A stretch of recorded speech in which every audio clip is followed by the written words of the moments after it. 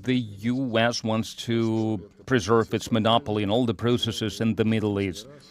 And it is a failure tactics, and it's been proven already.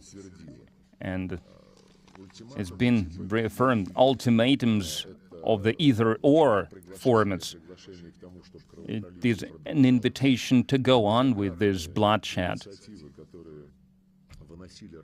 Numerous initiatives suggested by various countries at the Security Council, including the one by the Russian Federation, were blocked by the United States, and recently they came up with the so-called three-stage Biden's plan.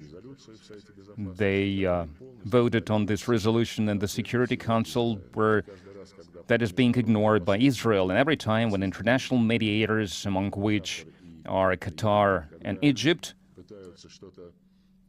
when they are trying to look for some sensible compromise, seemingly there is a preliminary agreement, and then Israeli authorities come up with some additional demands. And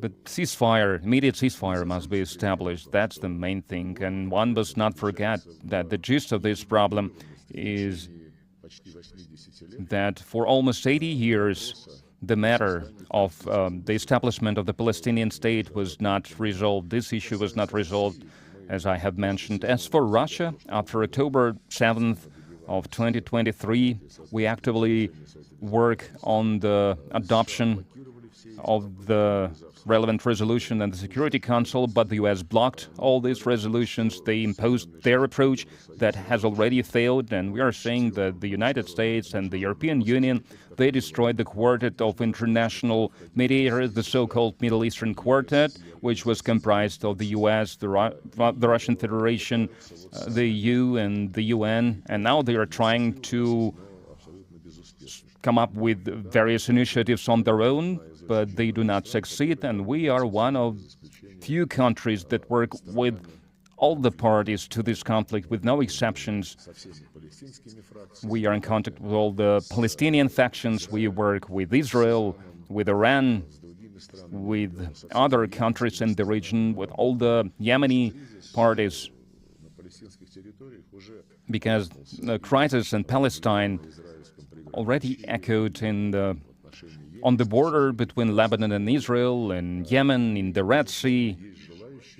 And there are those who really want to provoke a much larger war across the entire region.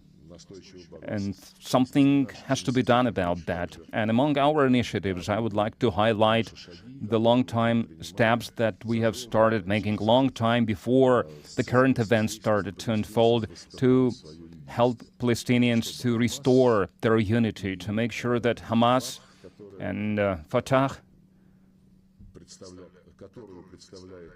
that is represented by the current president of Palestine, Mahmoud Abbas, ironed out their contradictions, and a number of times Palestinian factions gathered together in Moscow, all of the Palestinian factions, and we tried to explain them that the Palestinian unity is something that does not depend on Israel or the United States. It depends only on Palestinians.